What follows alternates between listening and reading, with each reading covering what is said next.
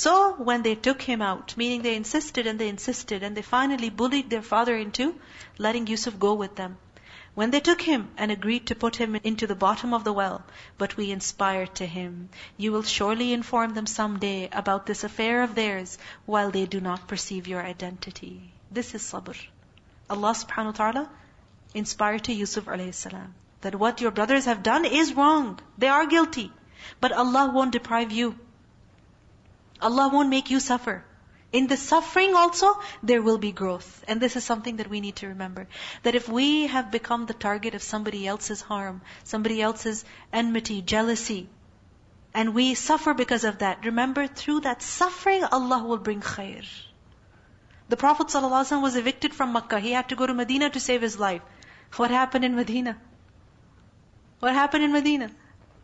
He became a leader. Right? The people gathered under him. Islam, prospered. And then they came to their father at night, weeping. They said, "Oh, our father, indeed we went racing each other and left Yusuf with our possessions, and a wolf ate him." See? The excuse that he made, they used the exact same excuse. "But you would not believe us, even if we were truthful." Again, they're lying. "And they brought upon his shirt false blood." You see, lie upon lie upon lie. Yaqub said, "Rather your souls have enticed you to something. So patience is most fitting for me. And Allah is the one sought for help against that which you describe." Because the thing is that when somebody is lying to you, and you know they're lying, what can you do?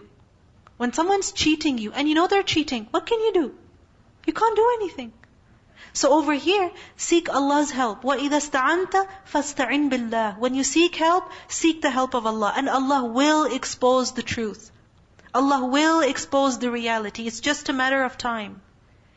As we will see over here. He said, فَصَبْرٌ جَمِيلٌ. I will observe beautiful, beautiful patience. وَاللَّهُ الْمُسْتَعَانُ عَلَى مَا تَصِفُونَ.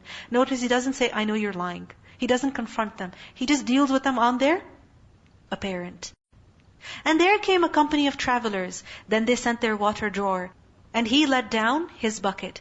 He said, "Good news, here is a boy." And they concealed him, taking him as merchandise. And Allah was knowing of what they did. And they sold him for a reduced price. Yusuf a.s., the beloved of his father, the good-mannered, the good-natured boy, what happened? They picked him up from the well, hid him as merchandise, and they sold him for a very little price, a few dirhams. And they were concerning him of those content with little. Why? Because they wanted to sell him quickly. Imagine, the beloved of his father, thrown into a well by his jealous brothers, picked up by greedy travelers, sold for a little profit. وَقَالَ الَّذِي اشْتَرَاهُ. And the one from Egypt who bought him said to his wife, "Make his residence comfortable." This is amazing. إِنَّ مَعَ الْعُسْرِ يُسْرًا. With difficulty is ease. On the one hand, there are people who don't value you, who insult you, who don't treat you the way you deserve to be treated, who don't recognize your true worth. In their eyes, you are nothing. If they could get rid of you, they would get rid of you. But what happens? Allah subhanahu wa ta'ala also sends people who value Yusuf alayhi salam. So much so that this man says, "Make his residence comfortable. Perhaps he will benefit us, or we will adopt him as a son." And thus we established Yusuf in the land, that we might teach him the interpretation of events. Yusuf was brought here for a reason.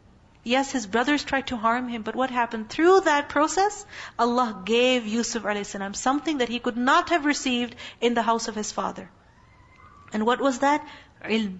Because this man who purchased him, it is said that he was the finance minister, you could say. Alright? So Yusuf a.s., from his words, it's obvious that he didn't have children of his own.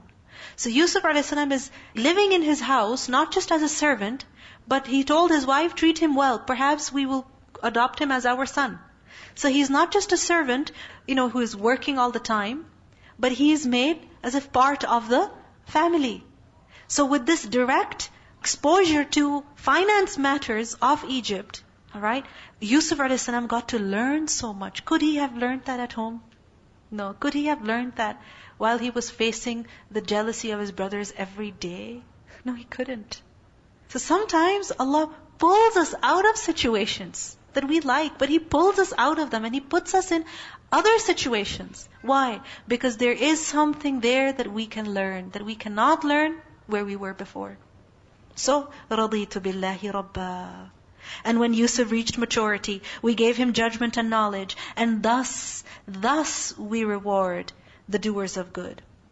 The previous ayah didn't complete. And thus we established Yusuf in the land that we might teach him the interpretation of events.